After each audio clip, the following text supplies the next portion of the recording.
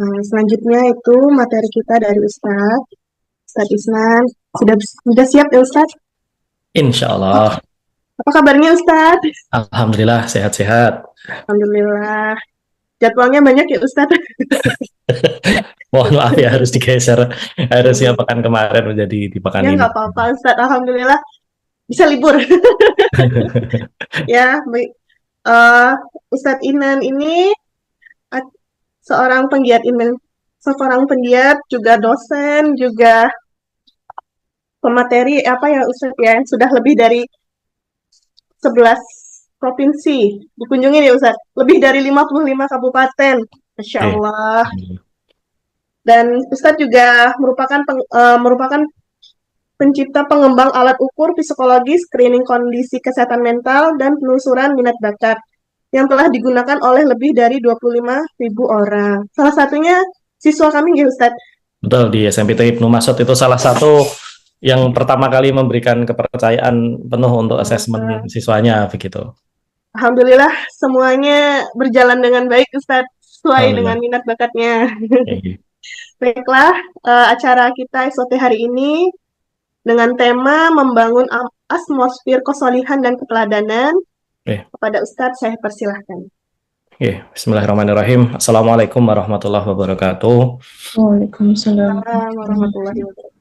Innal hamdalillah nahmaduhu wa nasta'inuhu wa nastaghfiruh wa na'udzu billahi min sururi anfusina wa min sayyiati a'malina. May yahdihillahu fala mudhillalah wa may yudhlilhu fala hadiyalah. Asyhadu an la ilaha illallah wahdahu la syarikalah wa asyhadu anna Muhammadan abduhu wa rasuluh la nabiyya ba'dah. Allahumma sholli ala sayyidina Muhammad wa ala ali sayyidina Muhammad amma ba'du.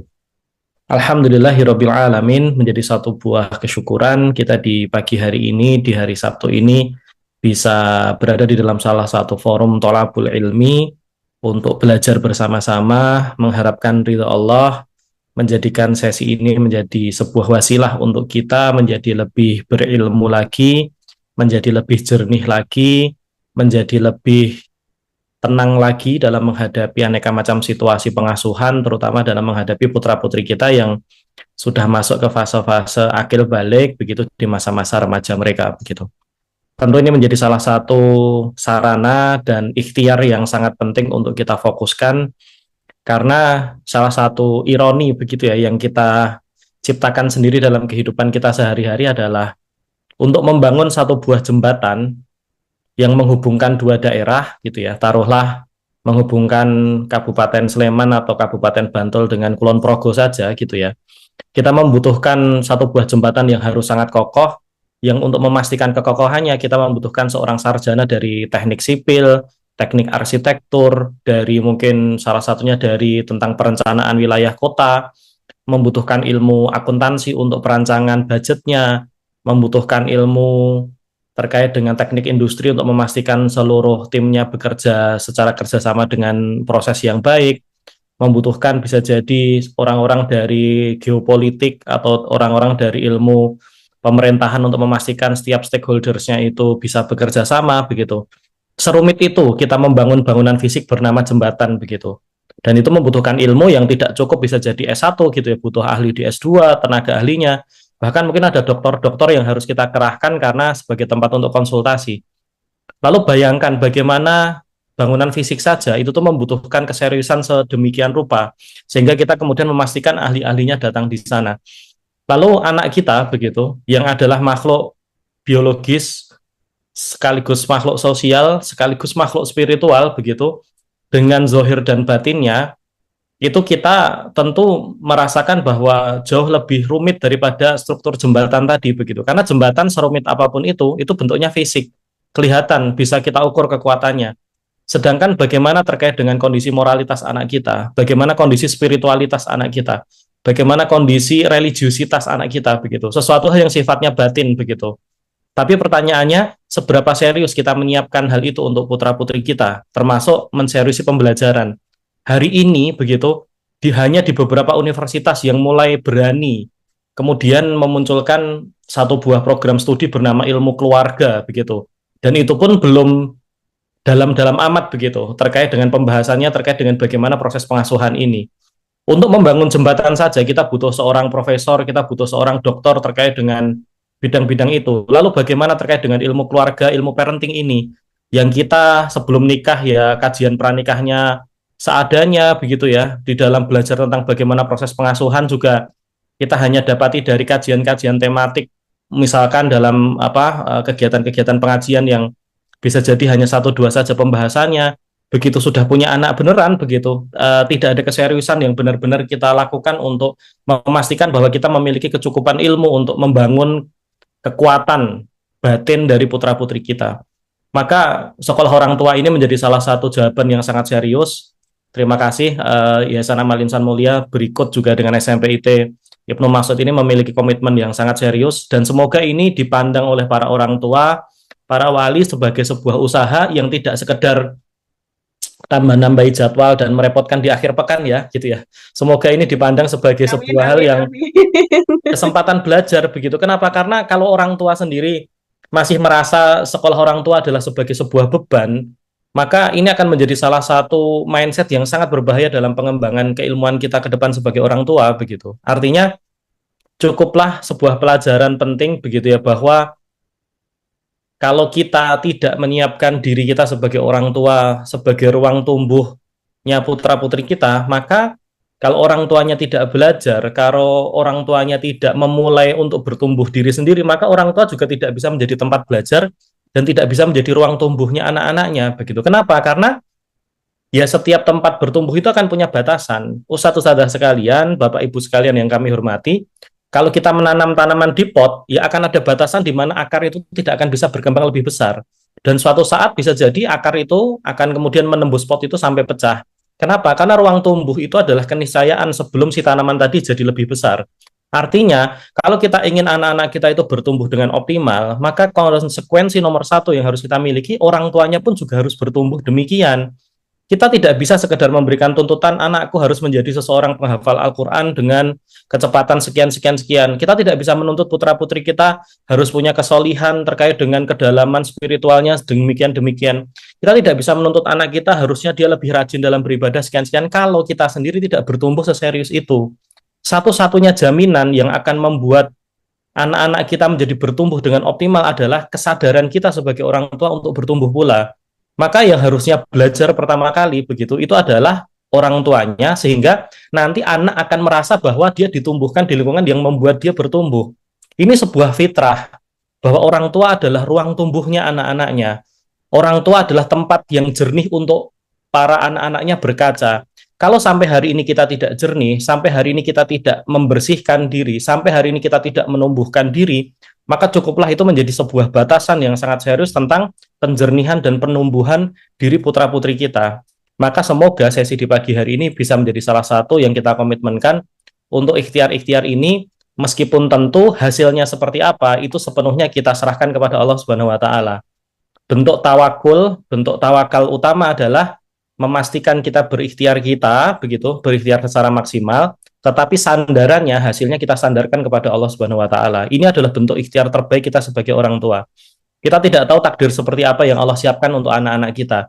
Yang kita bisa lakukan adalah menyiapkan keimanan anak-anak kita sehingga senantiasa bisa merespon secara positif apapun takdir Allah yang diberikan kepada mereka. Dan itu semua diawali dari kesiapan orang tua untuk belajar dan menumbuhkan diri.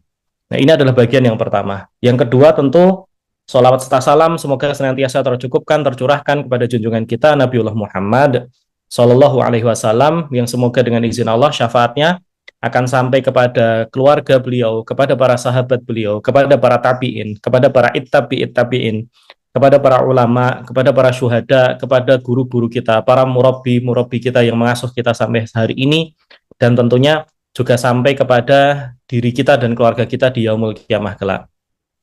Bapak Ibu yang kami hormati, ketika kita bicara di dalam konteks gitu ya, hari ini salah satu materi yang dijanjikan begitu ya dalam pembahasan kita adalah bagaimana kita ingin memastikan diri kita begitu menjadi ruang tumbuh yang optimal begitu.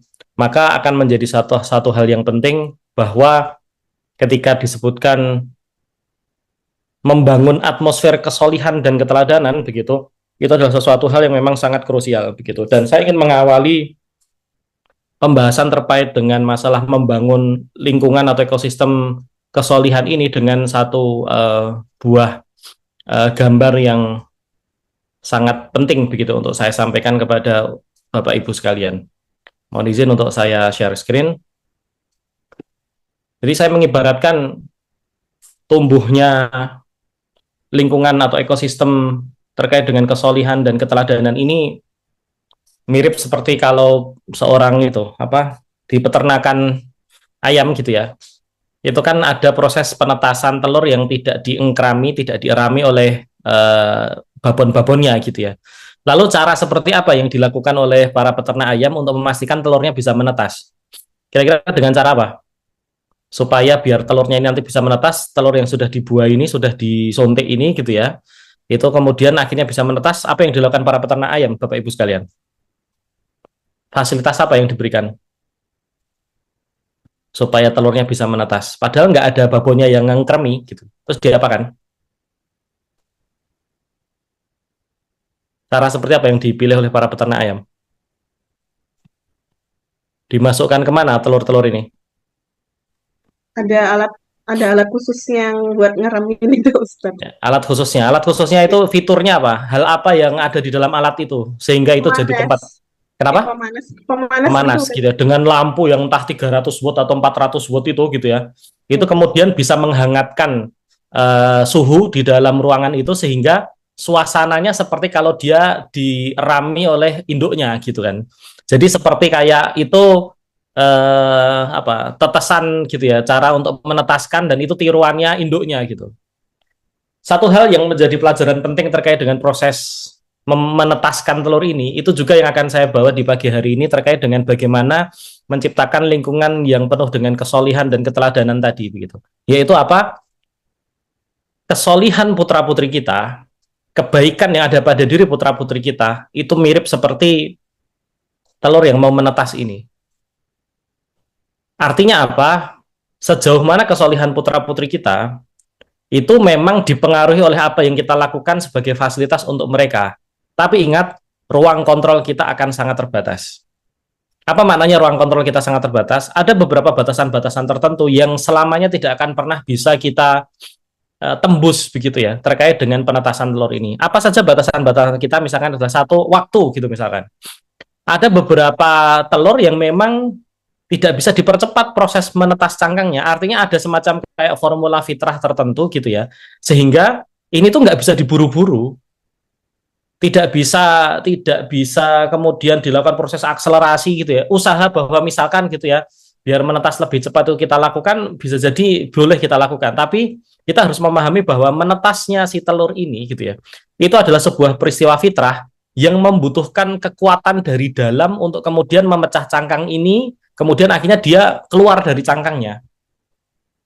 Apakah bisa kita lakukan supaya telurnya cepat menetas, terus kemudian cangkangnya kita pukul-pukul supaya cepat pecah gitu, kira-kira? Bisa nggak? Itu bantuan untuk menolong dia, bukan? Kalau sebelum waktunya, terus kemudian kita tutuk-tutuk gitu ya, cangkangnya supaya biar pecah, boleh kayak gitu dilakukan? Di dalam penetasan telur? Nggak bisa. Kenapa? Karena itu melawan fitrah. Kayak gitu. Artinya di satu sisi ada waktu yang memang dibutuhkan untuk menetaskan ini. Dan yang agak horor lagi adalah, ini kan kalau masalah telur kan masih ada itu ya, rumusnya ya, taruhlah mungkin dirami selama 3 minggu gitu misalkan. Tapi untuk menetaskan cangkang kesolihan putra-putri kita ini, kadang-kadang itu benar-benar tidak bisa dibandingkan antara anak satu dengan anak yang lain. Kok bandingkan sama anaknya tetangganya atau anaknya teman kita, bandingkan sama saudara kandungnya aja tuh nggak bisa. Kenapa? Karena setiap anak akan punya fase pemecahan cangkangnya, setiap anak akan punya problem-problemnya sendiri-sendiri, setiap anak akan punya ciri khas sendiri-sendiri terkait dengan kapan dia akan bisa memecahkan cangkang mereka. Artinya nomor satu, yang akan saya tekankan terkait dengan bagaimana menciptakan lingkungan kesolihan ini adalah hal terbaik yang bisa kita lakukan adalah memberikan ruang yang hangat, memberikan mereka ruang yang nyaman, memberikan mereka sebuah lingkungan yang membuat mereka bisa tumbuh dan berkembang sebagai fasilitas mereka akhirnya nyaman untuk kemudian keluar dari cangkang mereka. Tapi kapan mereka akan memecahkan cangkang itu dari dalam, itu adalah sesuatu hal yang di luar ruang kontrol kita. Dan orang tua akan mulai jadi tidak berbahagia, orang tua akan mulai jadi gelisah dan hari-harinya jadi tidak menyenangkan, itu ketika sudah mencoba untuk mengendalikan hal yang tidak bisa dikendalikan. Orang tua itu akan mulai stressful, orang tua akan mulai kemudian kehilangan kebahagiaannya ketika mencoba mengendalikan hal yang tidak bisa dikendalikan. Pertanyaan saya adalah, perasaannya anak kita, itu sesuatu hal yang bisa kita kendalikan nggak? Yuk, dijawab. Perasaannya anak kita sesuatu hal yang bisa kita kendalikan nggak? Monggo Bapak Ibu. Mari, boleh ditulis di chat, boleh Boleh. disampaikan di open mikrofon. Perasaannya anak kita sesuatu hal yang bisa kita kendalikan nggak? Sepertinya tidak, Ustaz. Semoga orang tua juga berpikir demikian. Tapi kalau sampai begitu ya, ada di antara kita yang merasa bahwa, loh, perasaannya anakku itu adalah sesuatu hal yang bisa aku kendalikan, maka sejak saat itu juga kita akan mengalami sebuah situasi yang sangat rapuh di dalam keluarga kita.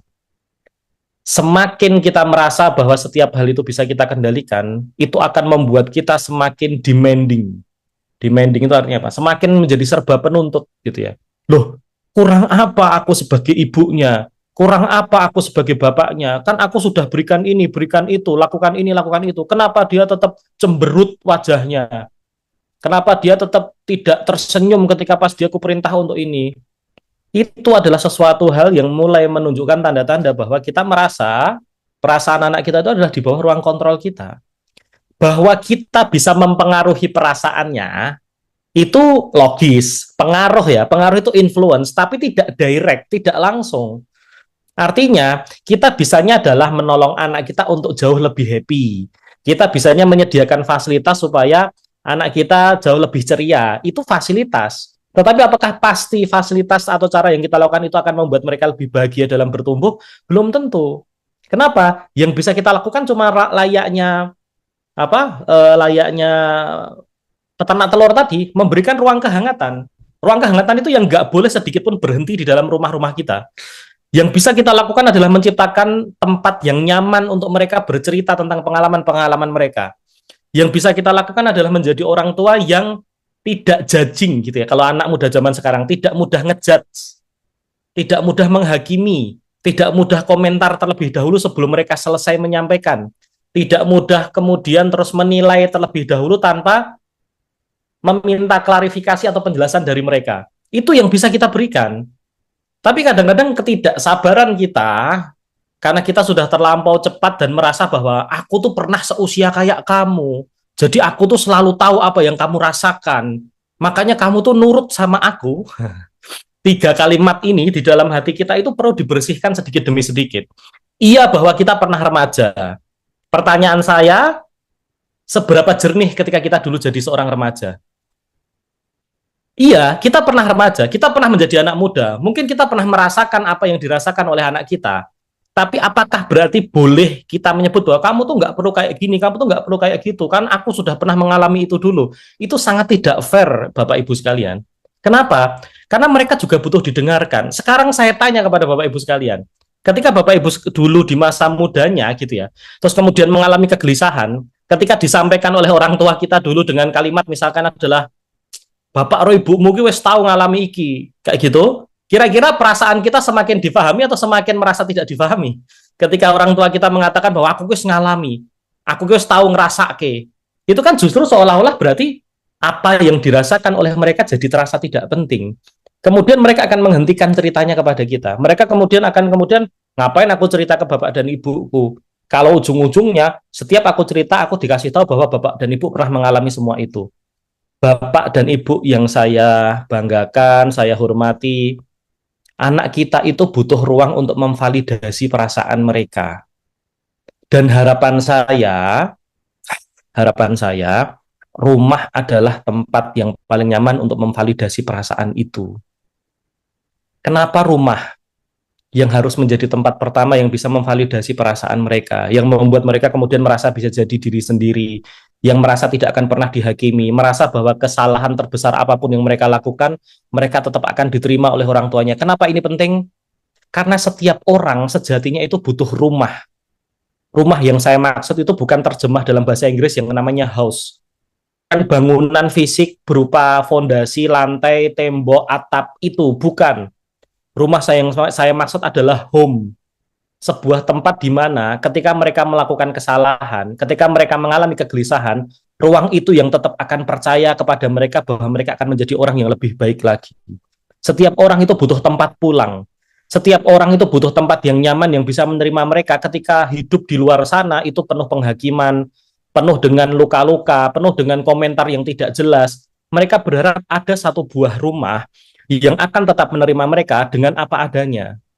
Pertanyaan saya, sudahkah kita menyiapkan rumah itu sebagai tempat untuk anak-anak kita merasa aman dan nyaman untuk bercerita? Sudahkah kita menciptakan ruang conversation atau percakapan itu? Sehingga ketika mereka cerita apapun, kita dengarkan dulu. Kita boleh tidak setuju dengan perilaku mereka. Kita boleh tidak setuju dengan pandangan-pandangan mereka. Kita boleh tidak setuju dengan keputusan-keputusan mereka. Tapi rasa cinta kepada mereka itu melingkupi segala sesuatu, sehingga tidak kita sampaikan dulu, kok kamu kayak gitu, jangan komentar, tunda komentarnya dulu.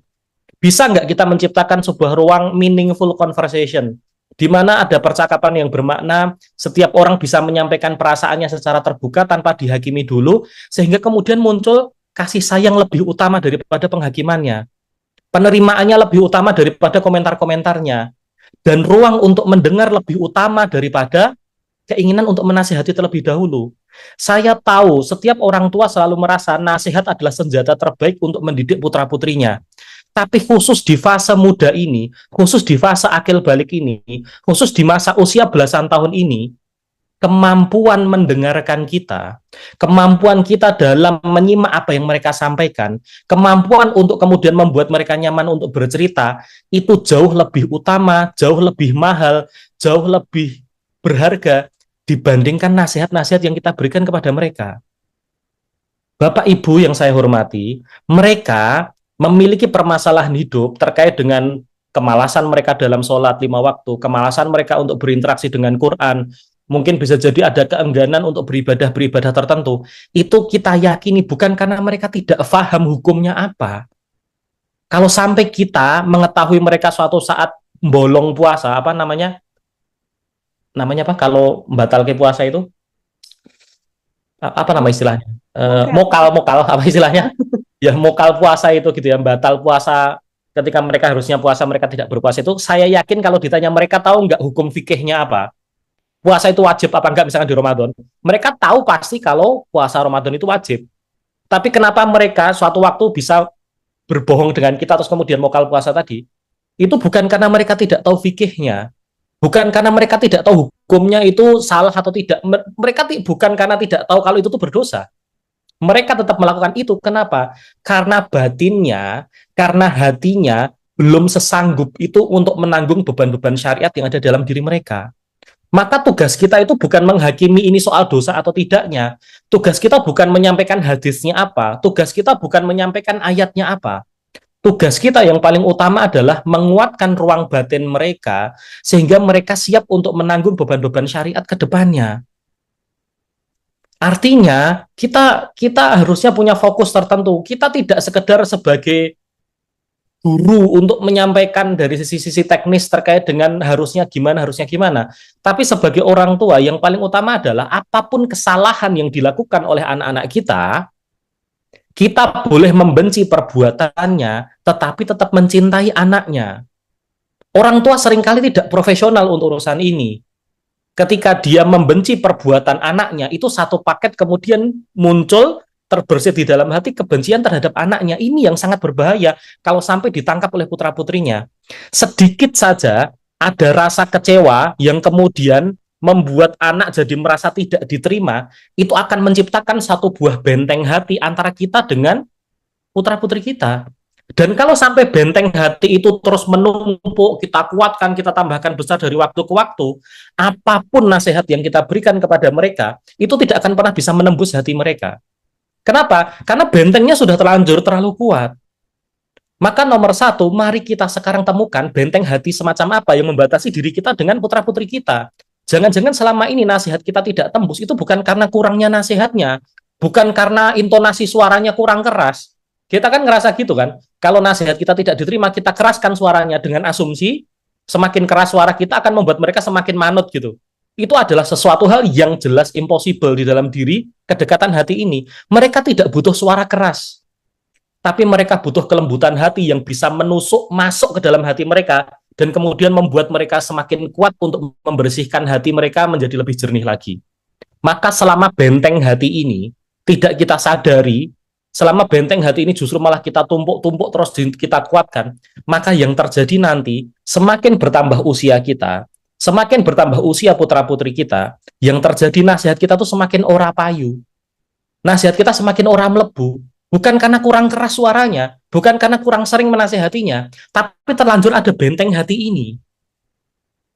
Bapak Ibu yang kami hormati, salah satu hal yang menjadi penting yang dilakukan oleh orang tua adalah investasi ketersambungan jembatan hati ini. Bukan malah menumpuk berbagai hal yang kemudian terbatasi antara hati kita dengan hati putra-putri kita. Kenapa? Karena ini adalah sebuah hubungan yang memang sejak awal itu kan hubungan anak sama orang tua itu kan hubungan paling misterius di muka bumi kan. Kenapa saya sebut hubungan anak dan orang tua itu hubungan paling misterius di muka bumi? Saya tanya, anak kita itu milik kita bukan? Anak kita milik kita bukan? Ada yang mau jawab nggak? Ada yang mau jawab, oh anak saya itu milik saya, Mas Isnan, gitu ya. Ada yang mau jawab gitu? Ayo, ada yang berani bilang, anak saya itu milik saya sepenuhnya, semuanya itu ada di tangan saya. Ada yang mau jawab kayak gitu?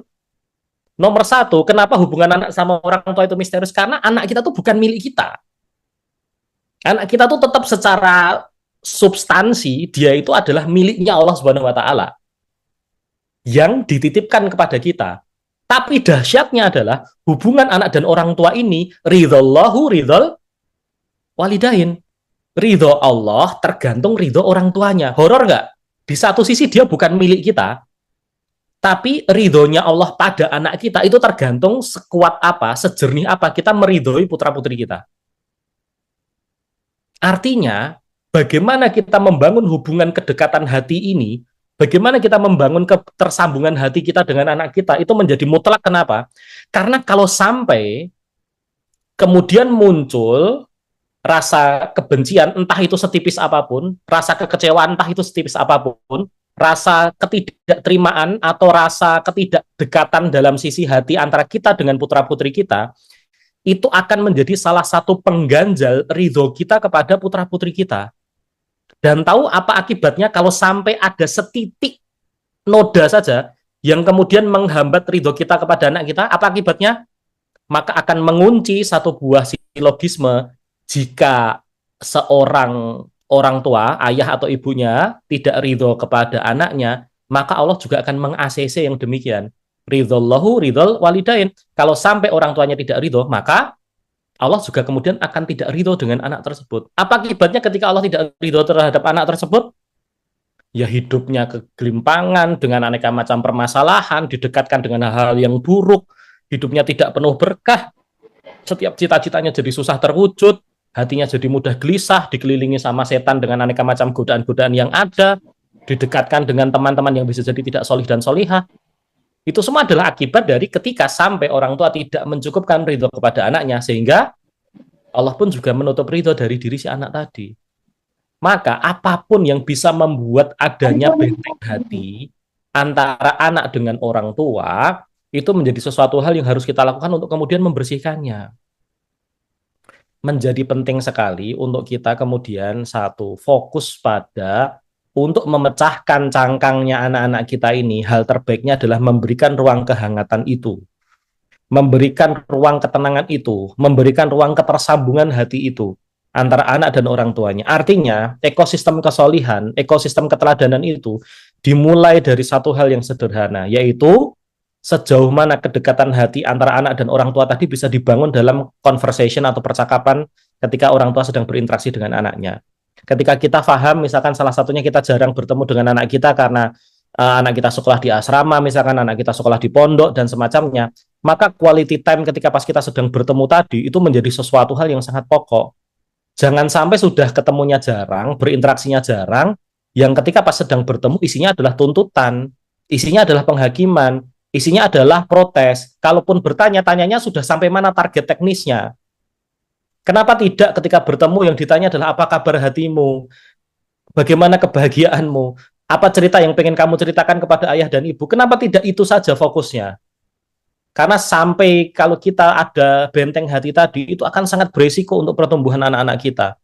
Bukan karena anak-anak kita yang kemudian tidak mau menjadi lebih baik, tapi sedari awal ternyata tidak ada ketersambungan hati antara kita dengan putra-putri kita, sehingga kemudian membatasi ruang energi besar di dalam Islam bernama ar-ridho tadi gitu ya. Itu kena blokade, kena penutup gitu ya, kena ganjelan gara-gara sejak awal kita kemudian tidak memberikan ridho kepada putra-putri kita sepenuhnya. Maka hubungan antara anak dan orang tua dengan segala macam kedekatan hatinya begitu, itu merupakan ekosistem kesolihan pertama yang harusnya kita bangun, dan itu adalah hal terbaik yang bisa kita berikan untuk mendukung putra putri kita ke depan begitu. Kenapa? Karena salah satu kefahaman yang harus benar-benar kita miliki adalah kita tidak bisa selamanya menemani putra putri kita, kita tidak bisa selamanya mendampingi putra putri kita, kita tidak bisa memberikan jaminan bahwa kita selamanya akan bersama dengan anak-anak kita. Maka dengan ruang interaksi yang kita miliki sehari-hari ini, maka layaknya kalau para ulama itu sering menyebut menulis di atas batu gitu ya. Apa itu menulis di atas batu?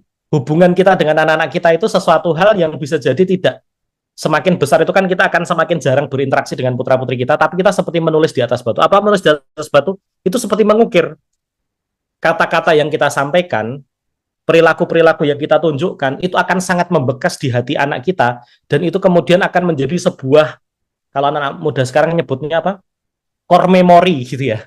Akan menjadi sebuah kenangan yang akan selamanya diingat oleh putra-putri kita. Maka pertanyaan saya adalah, kalau sama-sama kita punya satu tiket untuk menulis di atas batu, tulisan semacam apa yang akan kita tuliskan dan itu akan selalu dikenang oleh putra-putri kita? Apakah kita ingin dikenang sebagai seorang orang tua yang hobinya ngomentari saja tapi nggak mau dengerin? Atau sebaliknya, kita pengen dikenang sebagai orang tua yang selalu mau mendengarkan kisah apapun yang disampaikan oleh putra-putrinya? Apakah di satu sisi, kalau kita memang tahu bahwa kita punya kesempatan untuk mengukir di atas batu tadi, ukiran apa yang ingin kita taruh di dalam hati anak kita?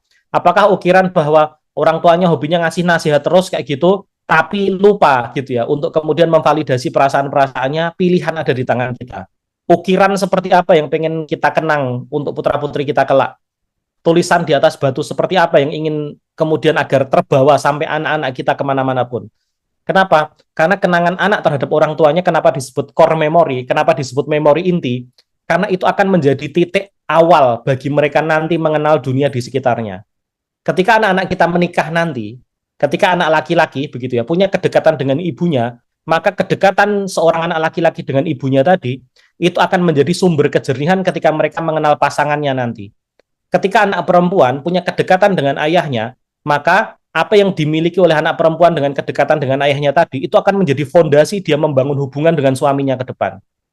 Maka kalau kita ingin menyiapkan diri anak kita, sepeninggal kita nanti mereka tetap survive dengan keislaman mereka, mereka tetap jernih dengan keimanan mereka tetap kokoh kedekatan dengan Al-Quran, maka salah satunya hubungan baik dengan kita, itu adalah sesuatu hal yang perlu untuk kita bangun sedari awal.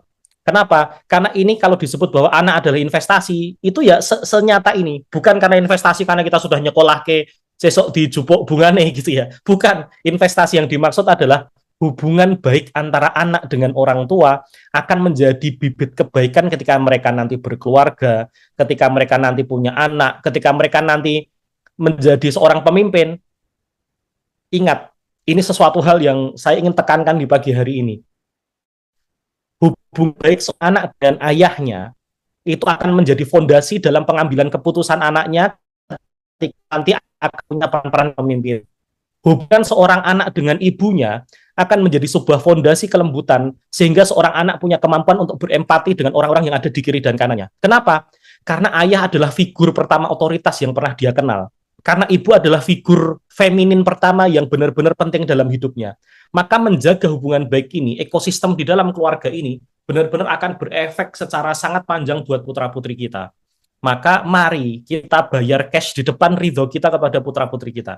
Maka kita bayar cash di depan kerelaan kita dengan aneka macam nih kenakalan-kenakalan mereka, yaitu dengan kalimat tadi, boleh jadi kita tidak setuju dengan apa yang mereka lakukan, boleh jadi kita kecewa dengan apa yang mereka sampaikan, tetapi kecintaan kepada mereka itu meliputi segala sesuatu, sehingga selalu saja apapun kesalahan yang pernah dilakukan oleh putra-putri kita, Kita akan tepuk pundaknya, kita akan elus pundaknya dengan kalimat, "Nak, apapun yang pernah kamu lakukan, apapun yang kamu alami, bapak dan ibu tidak akan pernah mengurangi harapan bahwa kamu kelak akan menjadi orang yang baik."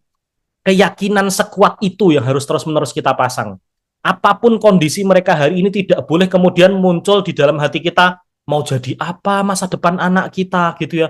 Dia sudah kayak gini, nggak boleh. Itu benar-benar godaan setan. Itu adalah rasa was-was. Itu adalah kegelisahan yang sengaja dimunculkan oleh setan supaya apa? Ridho kita tertutup untuk mereka. Satu-satunya yang diinginkan setan adalah ketika orang tua mulai tidak percaya kepada anaknya. Satu-satunya yang diinginkan setan adalah ketika orang tua mulai kemudian kecewa kepada anaknya dan kemudian, aku tidak meridhoi apa yang kamu lakukan, maka itu akan menutup semua pintu keberkahan putra-putri kita. Maka mari kita bayar cash di depan.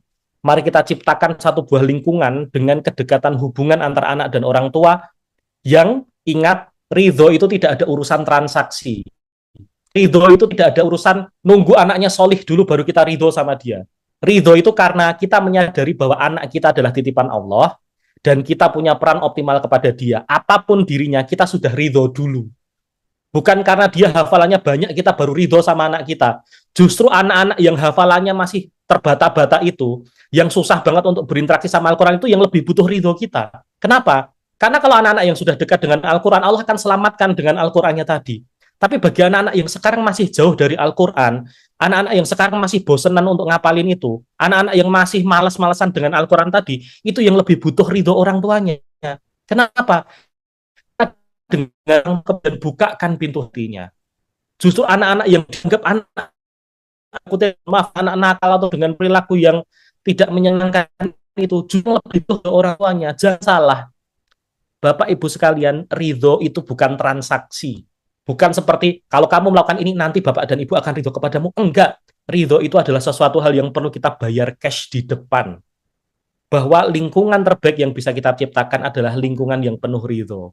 Maka apapun Bapak Ibu sekalian yang bisa menciptakan hati kita menjadi hati yang lapang, hati yang penuh ridho, hati yang penuh kelegaan, hati yang mudah memaafkan. Ini perlu saya tekankan sekali lagi, hati orang tua yang bisa lebih mudah memaafkan itu harus dilakukan.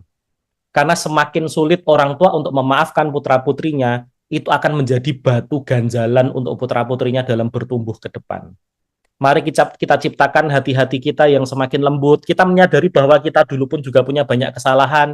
Maka ketika anak berbuat kesalahan, ya itu bagian dari perjalanan mereka. Bahwa dari situ mereka akan belajar. Dari situ mereka akan kemudian bertobat dan kemudian membersihkan diri.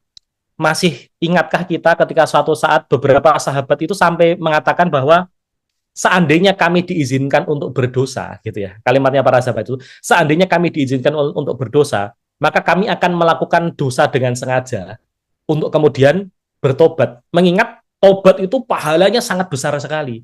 Tapi Kanjeng Nabi melarang kami untuk berdosa. Melarang kami untuk sengaja melakukan dosa. Maksud saya adalah kita sebagai makhluk lucu-lucu dan menyebalkan di akhir zaman ini, itu kan punya sudah tidak usah menyengaja berbuat dosa aja, itu kan kita banyak dosanya gitu. Tapi maksudnya sebagai orang-orang yang sama-sama banyak dosanya ini, kesempatan bertobat ini harusnya kita rayakan dengan sangat serius. Kalau kalimatnya Ustadz Salim Afilah dulu kan, kalau kita tidak bisa menyaingi orang-orang baik dengan pahala-pahala kebaikannya, mari kita saingi para pendosa dengan kekuatan pertobatannya. Orang dapat pahala itu kan karena berbuat kebaikan, tapi juga yang kedua, karena dia bertobat itu dia dapat pahala besar. Maka mari kita ciptakan ruang pertobatan tadi. Kita bisa jadi sangat jauh dari kesempurnaan menjadi orang tua. Yang penting kita tetap mau bertumbuh dan terus belajar. Maka hal itu juga sama terkait dengan anak-anak kita. Anak-anak kita bisa jadi jauh dari kesempurnaan.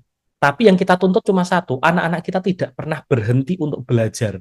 Tidak pernah berhenti untuk memperbaiki diri. Kenapa? Karena janji Allah sangat nyata. Innallaha yuhibbut tawabina wa yuhibbul mutatahhirin. Artinya apa? Kalimatnya romantis banget. Kurang apa kalimatnya Allah itu? Innallaha yuhibbut tawabina. Kata Allah yang Allah pilih adalah mahabbah. Yuhibbu. Allah itu mencintai dua kriteria orang. Yang pertama adalah orang-orang yang senantiasa bertobat. Dan yang kedua adalah yang senantiasa membersihkan diri. Apa artinya? Artinya yang dituntut oleh Allah itu bukan orang yang senantiasa bersih.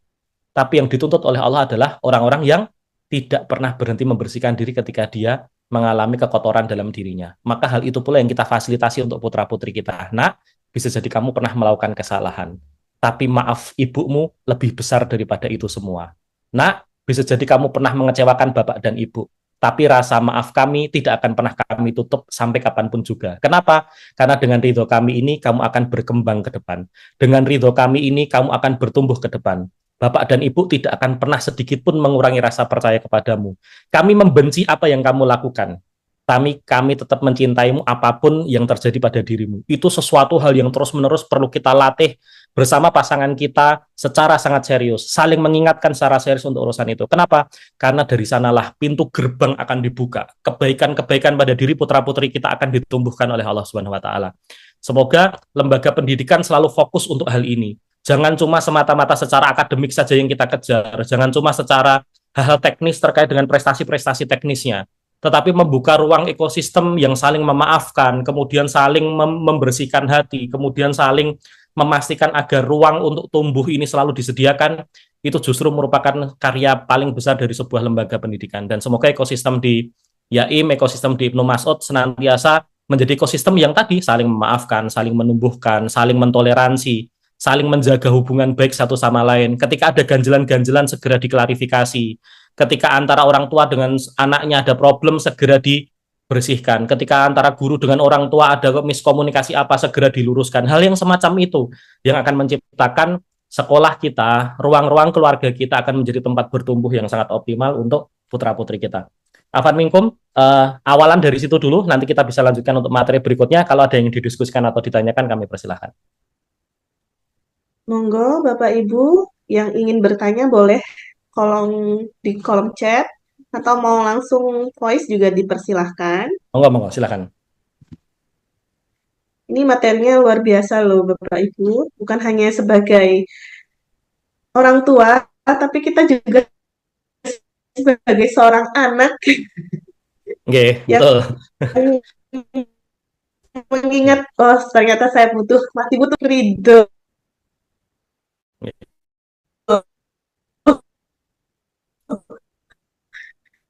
Monggo, silakan Bapak Ibu sekalian. Dengannya juga seorang orang tua butuh ridho untuk anaknya gitu loh. Ayo Bapak Ibu, monggo silahkan. Kalau ada yang mau bertanya, boleh di kolom chat. Assalamualaikum warahmatullahi wabarakatuh, Ustaz. Waalaikumsalam warahmatullahi wabarakatuh. Waalaikumsalam warahmatullahi wabarakatuh. Anak saya itu kok introvert ya, Ustaz. Gimana ya, Ustaz? Ya, untuk ridho insya Allah ya, saya sudah ridho. Ya. Tapi untuk apa?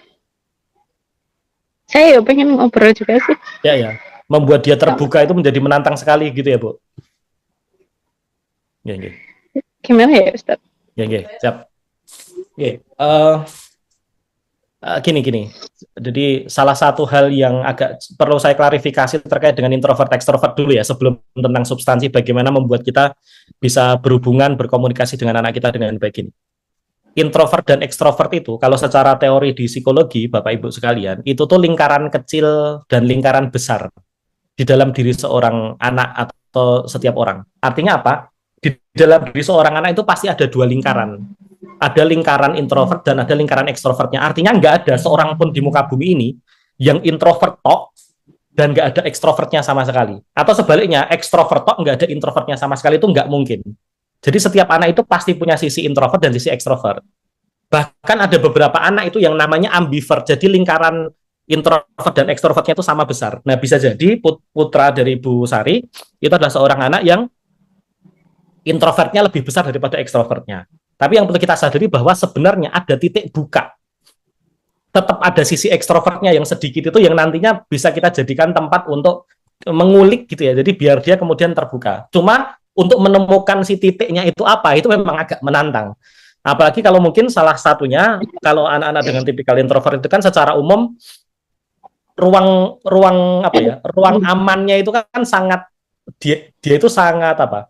Nyebutnya dia itu punya kriteria yang sangat detail untuk ruang amannya buat dia gitu ya. Jadi kalau yang lain itu cerita ya udah cerita aja. Ada beberapa anak itu saya hanya mau bercerita kalau 1, 2, 3, 4. Jadi syaratnya tuh banyak banget gitu loh. Begitu salah satu syaratnya nggak diterima, dia nggak akan cerita kayak gitu. Nah, artinya nomor satu yang perlu disadari dari orang tua adalah kalau sudah mulai menemukan bahwa anaknya memang agak sulit untuk bercerita, itu tuntutannya jangan terus kemudian disamakan seperti anak yang lain gitu ya. Kenapa? Karena ini nanti jadi agak menantang kayak gitu ya. Ketika tadi salah satu hal yang paling big no di dalam proses parenting kan membanding-bandingkan kayak gitu. Jadi artinya jangan targetnya itu sama kayak anak yang lain. Kenapa? Karena anak introvert tadi cuma pakai satu kalimat kayak Bu, aku sedih gitu. Oh, itu tuh sudah prestasinya luar biasa dan harus segera dipuji itu gitu ya.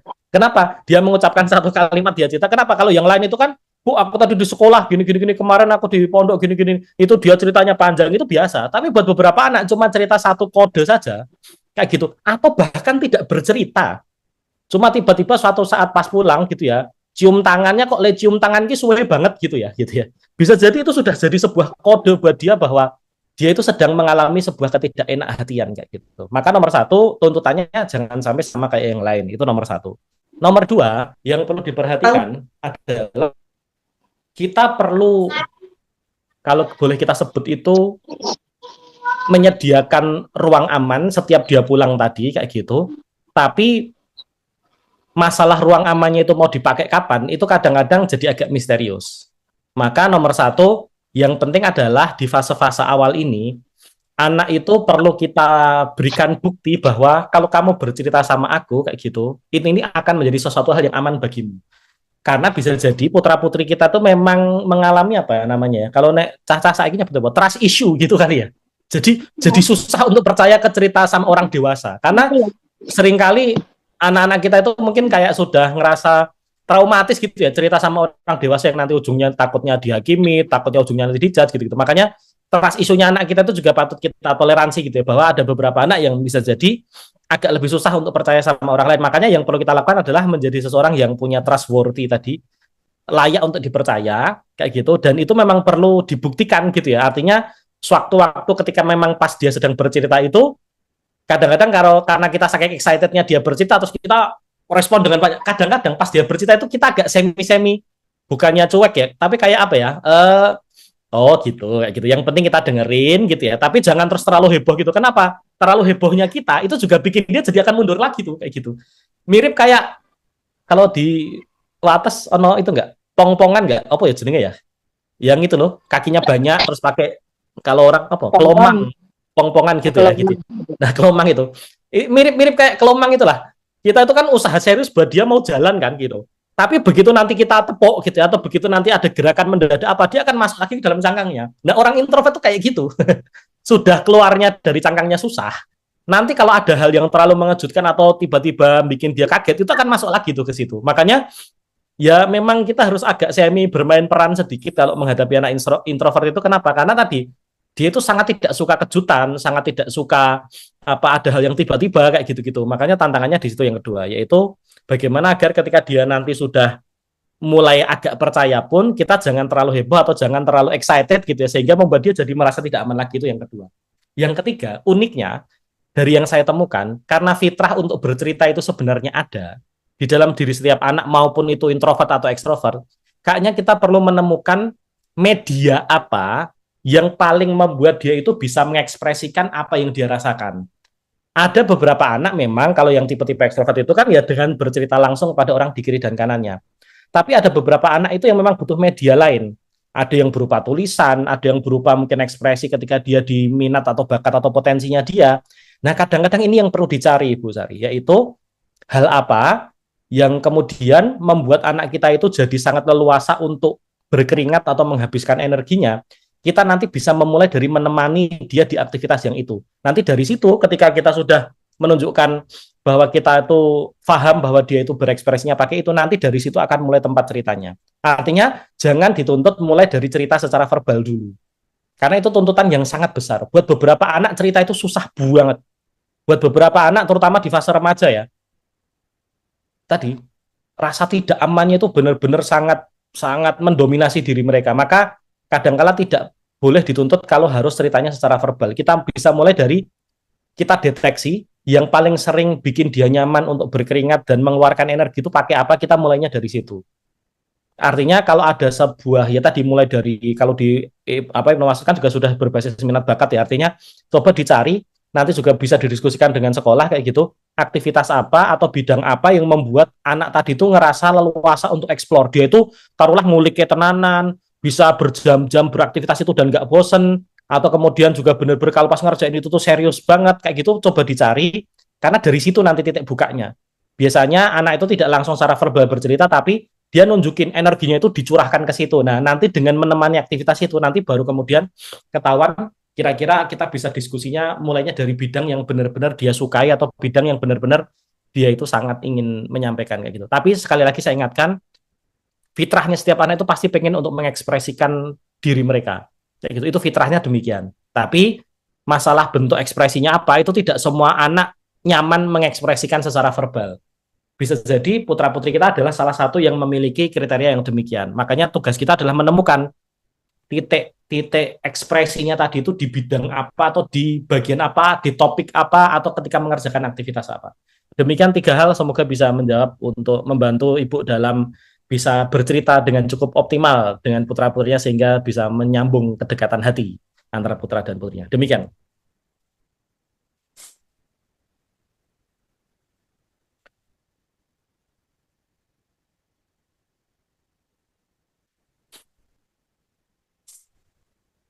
Masih di mute, Ustazah?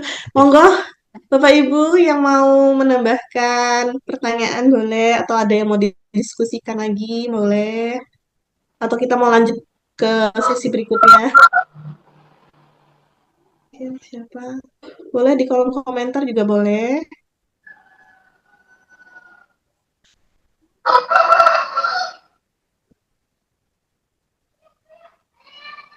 Sepertinya tidak ada, Ustadz.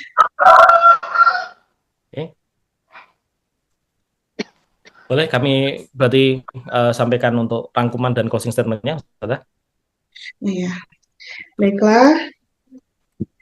Kami sampaikan dulu ada beberapa kata kunci begitu yang kami rangkum dari apa yang kami sampaikan tadi, Bapak Ibu sekalian. Mari mengingat gitu ya proses pemecahan cangkang ini gitu ya, bahwa hal terbaik yang bisa kita berikan kepada putra-putri kita adalah kehangatan gitu ya.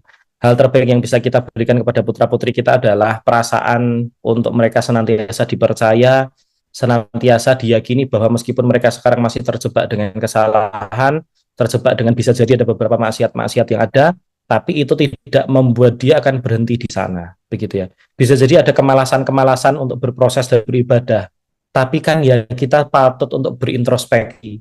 Bukannya berarti ini terus dibenarkan, tetapi bahwa perjalanan untuk jadi solih itu kan memang sesulit itu kan, gitu ya. Kita sendiri juga menyadari bahwa untuk sampai di titik ini, sesederhana kayak saya yakin misalkan adalah komitmen untuk menutup aurat dengan baik, begitu misalkan. Itu kan perjalanan yang sangat panjang, begitu untuk kemudian kita meyakini di dalam hati bahwa kita mengambil jalan untuk menutup aurat ini kemanapun kita berada, gitu. Ini bukan satu hal yang mudah, bukan karena kita sudah kebiasaan menggunakan pakaian-pakaian syar'i, terus kemudian anak kita pasti akan setenang itu juga dalam memilih untuk berpakaian syar'i misalkan. Belum lagi untuk ibadah-ibadah yang lebih rumit gitu ya, terkait dengan rutin murojaah, menginteraksikan diri dengan Al-Quran, terus kemudian juga dengan sholat-sholat sunnah yang ada begitu. Maka menjadi menantang sekali memang untuk membiasakan anak-anak kita, kalau salah satunya adalah ya ada ganjilan-ganjilan mereka di dalam sisi tadi, begitu pertama. Yang kedua, saudara sekalian, Bapak Ibu yang kami hormati, akan menjadi penting begitu ya, bahwa kita menciptakan hubungan hati yang dekat. Kenapa? Karena jangan sampai justru interaksi yang ada membuat kita, maksud kita baik, kita pengen nasihati. Saya yakin tidak ada nasihat dari Bapak Ibu sekalian itu yang tujuannya buruk, kan nggak ada. Cuma dalam Islam, di dalam dunia parenting khususnya, niat baik saja tidak cukup gitu ya. Niat baik itu perlu diterjemahkan dengan metode yang pas pula. Dan karena Bapak Ibu putra-putrinya ini sudah di penghujung akil balik, maka salah satu ciri dari metode yang pas adalah disesuaikan dengan kebutuhan-kebutuhan mereka.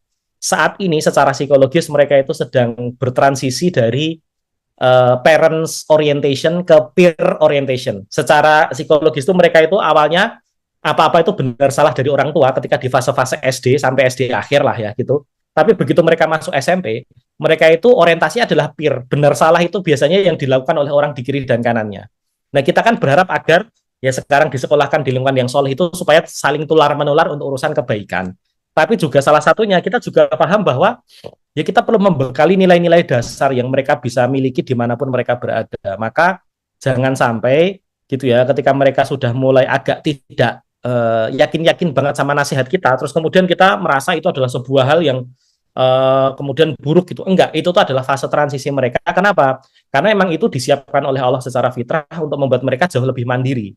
Nah, untuk bisa lebih mandiri itu kan berarti butuh value, butuh nilai dasar yang sama, sehingga dimanapun mereka berada, nilai-nilai dasar itu akan mereka bawa. Dan untuk menanamkan nilai-nilai dasar secara teori, yang dibutuhkan adalah kedekatan hubungan.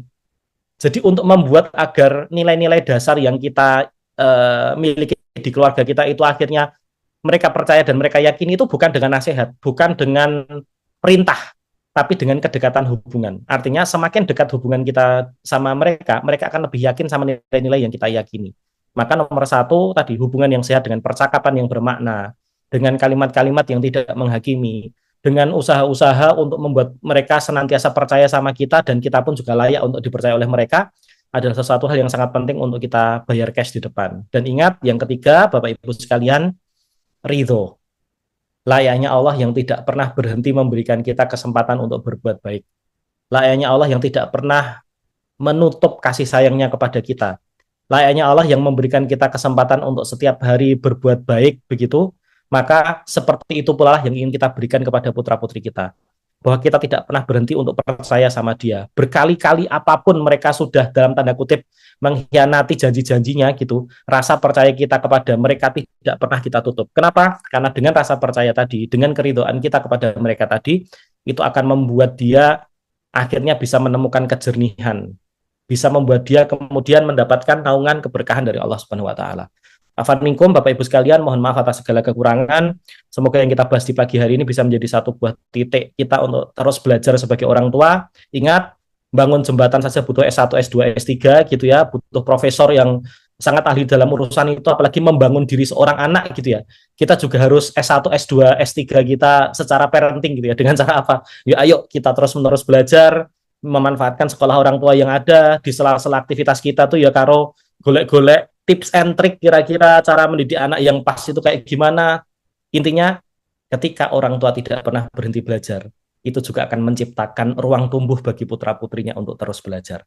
Tidak ada orang tua yang sempurna, yang ada adalah orang tua yang tidak pernah berhenti belajar. Afan minkum, wabillahi taufiq wal hidayah. Assalamualaikum warahmatullahi wabarakatuh. Waalaikumsalam warahmatullahi wabarakatuh. Alhamdulillah ya Ustaz. Semoga Bapak Ibu semua mendapatkan insight-nya masing-masing, rangkum sendiri, apa sih yang kita pelajarin di Zoom hari ini gitu ya. Yang pertama itu ada ridho, nggak cuma ridho kita gitu ya. Terus dia juga nggak menjudge anak ya. Semoga orang tua di sini makin sering bertambah ilmunya. Saya doakan semoga dilancarkan semuanya, gitu, Bapak Ibu semuanya. Akhir kata, selesai sudah Zoom kita pagi ini ya Ustadz. Terima kasih kali sudah bergabung dengan kesibukan Ustadz di akhir pekan. Semoga ini jadi salah satu ridho mendapatkan lillahnya ya Amin, Ustadz. Allah. Ya. Baiklah, kita tutup. Saya sebagai MC, saya mohon maaf jika ada kata-kata saya yang salah, dan saya akhiri dengan wassalamualaikum warahmatullahi wabarakatuh. Waalaikumsalam warahmatullahi wabarakatuh. Monggo Bapak Ibu bisa silahkan live. Oke, terima kasih. Terima Bapak Ibu kasih sekalian. Ustadz. Pamit. Assalamualaikum.